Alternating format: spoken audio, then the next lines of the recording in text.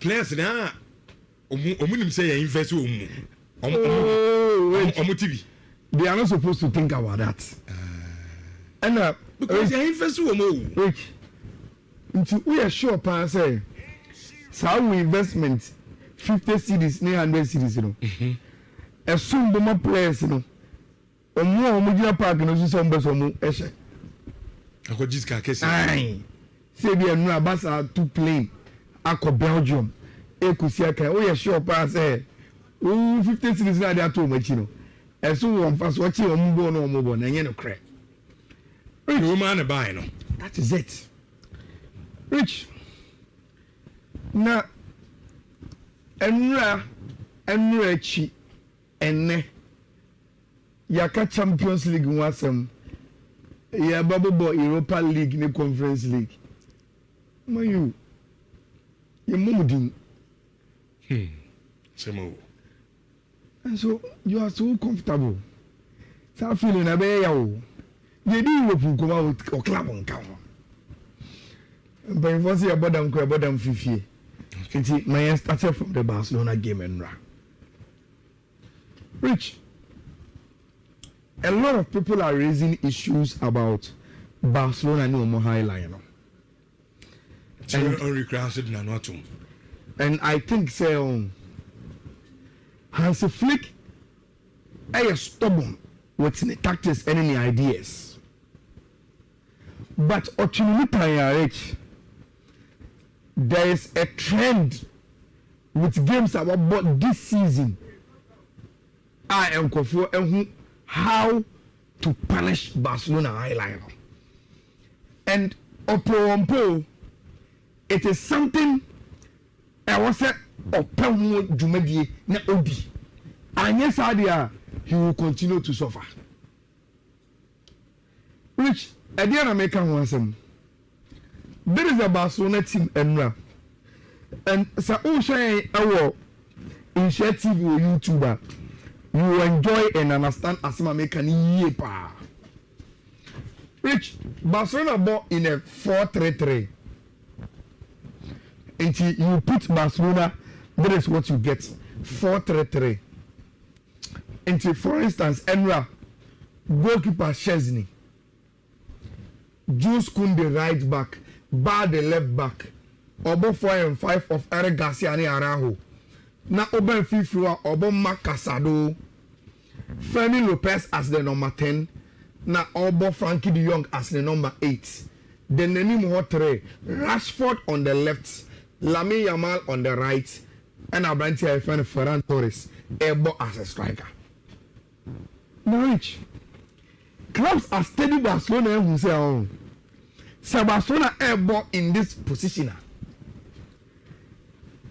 The way omo esi air transit no say omo build omo attack etia no e saa na Barcelona de be chire be defend dia na make am wasem Rich say Barcelona e bobo na dia ma hu highlight no because most of the time omo bobo no na omo ba Lamine Yamal gina far right ho operate because of space e dia twetwe na Jules Kounde abeni nima ba beboa no now oba beboa no because on Lamine Yamal enya bona ebe is over cruise down on him but so on my branch options around him almost movement it takes some players away from Lamine for him to decide what he want to do based on movement any situation at home and Jules Kounde is closer to a branch friend Lamine Yamal now Rich because Barcelona episode almost suffocating Untino.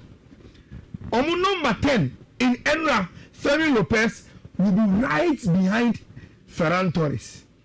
Then Super Frankie de Jong will come this position. Nama Casado Abba right after the center line. No Ojinenimua. A tough woman afa. Now, Omo Pushibo Manu say to keep the intensity Araujo and Eric Garcia and so every machi pampe they don't want to create space now about the gym a tough form far so the more intensity pressing na omo 4 and 5 no aba omo ba begina almost close to the center line also na omo gina so. Which this is where it gets interesting. Left side one. Abrantia your friend Kita Badi no. On a lot of pace. And are you comfortable with the ball? And see, they are in modern football. Your friend attacking lateral defender, or attacking part, even though about 3. And see the way and say a Rafinho, say a Rashford, or Pierce and Pacona, or just the left hand side of attack, no. Come there, and then your friend inverted, no. Na line swinging a dia. But into Barcelona ball, we go about 3 or fast so sa or baby what would you know will be and also push you inside now Okobo as a double number 10 with Femi Lopez and I say I don't see a friend Danny Omo there is how Basa ebo now rich saying about somebody then it means Basa Lucy Bona still now Rashford will remain inverted into Oba Oba in Fiifi Omba wide because already we are inverted into Barcelona Sibona Oba the chair Oba tail line se Barcelona Sibona who say just kunde eba the chikaka to come and support the line no can't body e pace into ultimate recover no Barca line way so now rich this is how Barcelona try to defend when they don't have the ball. Lamine Yamal or a lazy defensive duties instead of fan. And what by this position no judge anymore or try say yes I beg you born here be mama ni be. Now it is only sound for you we are. And I think see okay. They are very very good. Say over final pass now. Never for defenders no almost step it out. And say over team biara say or let's say obo also obo 4-4-3 rich because Barca be pinning we akire na obo ball we akire no obo we akire a unya ball na o midfielders no attackers no they are always caught in these lines in between small spaces na e Barcelona for na no say your number 6 say your number 8 say your number 10 so onya ball no obeba rich Barcelona defenders no omunye hu so bo final pass na omabo mu kitwe bi na omama o number 9 no aye offside nti team say okay now yem bo through pass na my number 9 ni bi yem what we will do and say because you are playing a high line na high line aye narrow mabua no won finfi won nti no rich they now play what you call vertical pass and because Abentia friend Marcus Rashford and I say Rafinha mpa obo as an inverted number 10 nti no baby are o shen Fiifi enti bad chi no so be shen Fiifi a there's a whole space at that Barcelona or more vertical zones in this was rich Barca against Club Brugge Enra that was the same thing. Barca against Paris Saint-Germain, that was the same thing. Barca against Sevilla, that was the same thing. Even games at Barcelona, every you know. The dangerous movement opposition, that is the same thing. Which Omubo diagonal as a vertical pass in the two side space way. Now, almost strike an play span. Abba out. Now I follow her. Say, or follow her no or running say Kima. By the time of Barcelona for the everything, you know, say, Omono Manai, why off from pa? Minyasa and say, by the time I pass the free, right one abbe inside, no, he should just be behind the ball. So, who are behind the ball? Even so, what Barcelona plays in Akrana, which ultimately offside. It is a say, Sana teams, you know, elbow Editia Barca. A vertical pass into the zone of the recovery of Valley.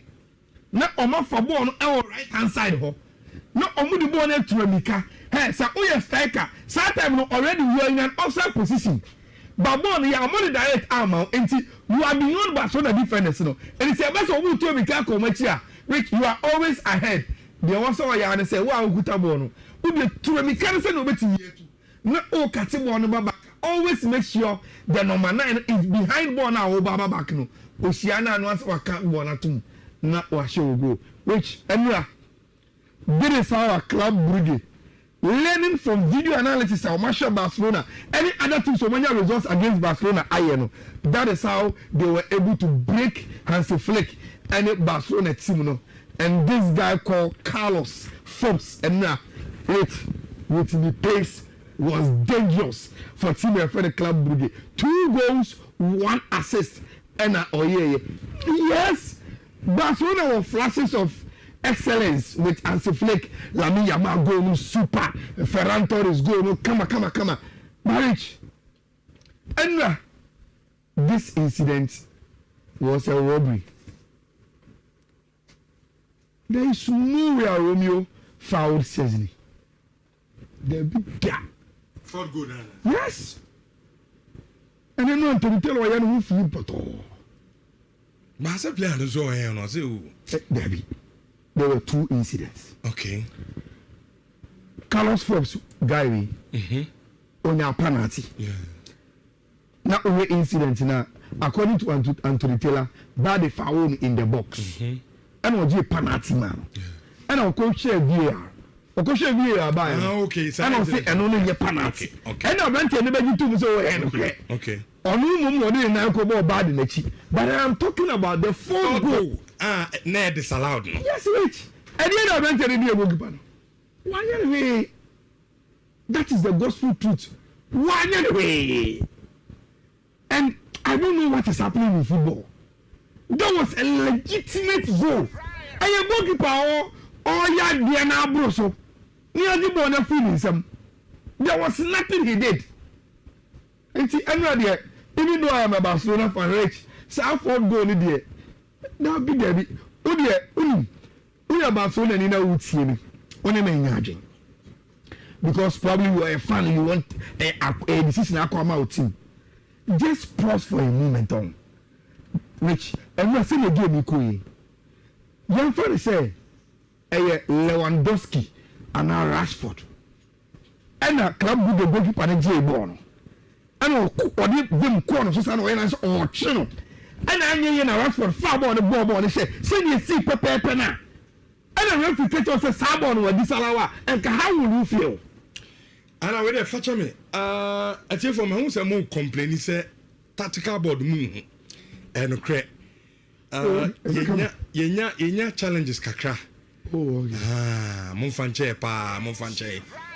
Who's a message bebre. You are not until the air you know. But black as own said them. When I mean, trust in the end, I made now. Monfanche pa is Remo. Monfanche, and yeah, Bopayakra. And your cameraman na. A cameras no grande. Ubi and good essence. Na a camera no mumuna. There's a problem kakra. Inti technicians in Gusua mo ashe. And to move and more Muslim and a cardboard needing and said there was no need for which at the end of 2 Chelsea run. And I'm going to say the only thing that's standing between Chelsea and so many win air complacency. So we forgive so game with the air for now. So would you say it started from Maresca? Yes. You see, any excuse the Chelsea for him coming on model. So rotating the system. And I will tell you why. This was the Chelsea team which I know I'm a boy. Sanchez, George Ebobi, Romeo Lavia Bobby, Gettins boy, Andre Santos boy, Torsen boy, Hacho boy, Yao Pedro boy, Estivao boy, Captain Rhys James boy, Cucuera boy. Now, Rich, assuming it is true, the Enzo Maresca can say, not on percent Maresca so the baby, not on percent Enzo Fernandez baby, because not Ogiri say also arrest you, no rotating the team. It is a fact. And what you mean, now, Rich, are you telling me, say, even in rotation, these Chelsea players here, they are not good enough to beat Karabakh? They are good enough. Because even when Romeo Lavia Pryor or the Enzo buy, they make changes and bought in Ganacho. Which player be on Chelsea group in India and that's almost squad in India. So or transfer your rotation said there. They are way good enough etching Carabao for, and let me show you what BBC. Which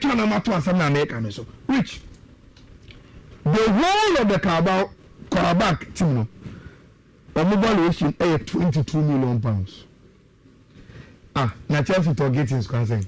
One player. Ne board danger. It's in the entire Carabao team. It is a or you rotation said the value of the team now in the one player Carabao in Chiom. And what excuse now the member? I think that Chelsea need to solve more defensive problems. Yes, they can score, but if you keep on conceding cheap goals, rebound still no no. At this level, some person getting the job done. You get that, and you go say, which anytime when I say Shaka about in the past, look at the results: 6-0, 4-0. Like they just do the job. And I know this generation says I record no against Carabao. Now Carabao last season, which Europa League, you both do things you. Where this season, Europa League about Champions League. Which and look at the wonders that they do. They've beaten Copenhagen, they've beaten Benfica. And I'm only chances so at me about draw our hunty.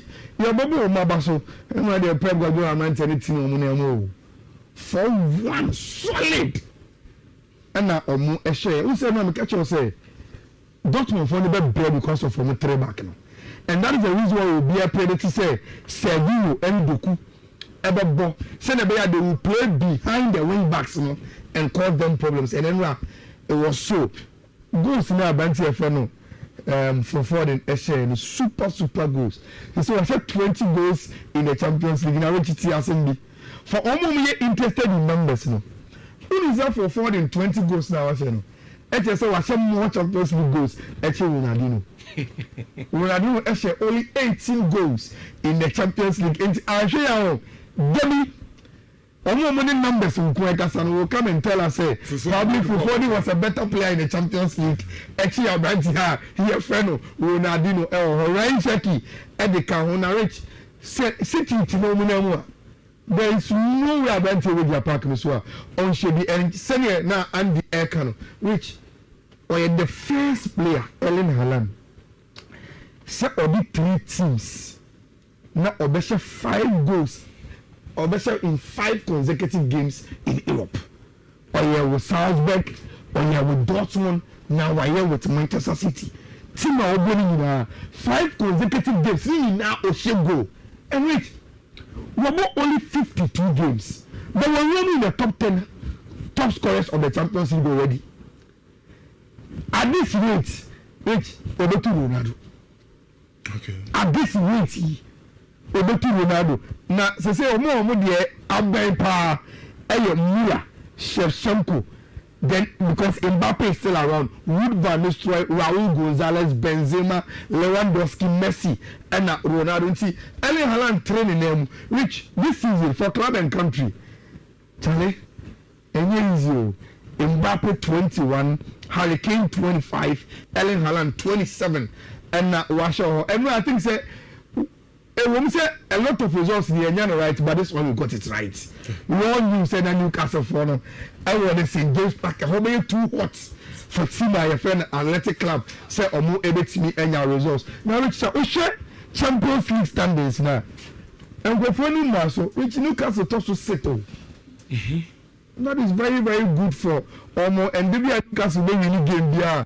Tonali Ebenya man of the match, they are many Germany because of the betting scandal. Not a war brand. I know it's too early to make carry, but I don't know. Say, I'm here so hard on the Spanish teams. There, have you asked the Spanish teams non-performance or Champions League? Of course. Almost 13. I just hope so. Which it will not be a case. Omobaka say, maybe the English teams, pick it too early for the competition. Okay. And see, by the time you be group stages now, you be playoffs now, you be start your knockout stages now. Now every almost so far any form, and you can't keep this peak level not start to the end of the competition at a point in time over form. And see, probably yes, and in Premier, the English teams are doing far better than the Spanish teams, you know. But I just hope say, and yet say Omo pick it too early. Now Omo started air show goals, which everyone may share Galatasaray for highlights now. And a commentator can say, the Victor Osimhen area, there's only one challenge. The both is where we are. I'm sure all the doubt from the big clubs say Abrante can be consistent at the highest level. No? They will scale that hurdle and they will now come in for him. Okay. And so the Real Madrid, the Barcelona. Yes, they will come.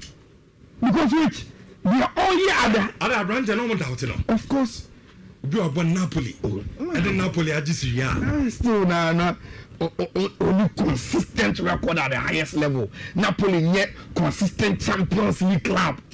Okay. Well, that's very good. But Obetimia performing at the highest level and which Galatasaray Okolo and when you are full of who he is. And I'm saying okay, no problem. Don't go to Saudi Arabia. We give you Sikabia Opebia, now your players account into the lower Sanimo and Mayola mean I'm about account which you create the chance for him and he's scoring and also all type of goal for a striker.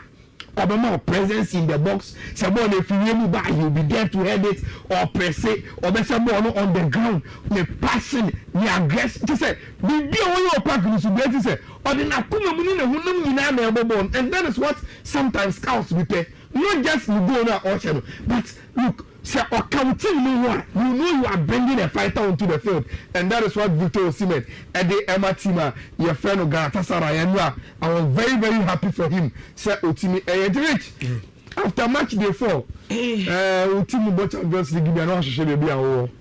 Now, when we say, you're going international break, you're about the 2 Jenny, so say automatic for no.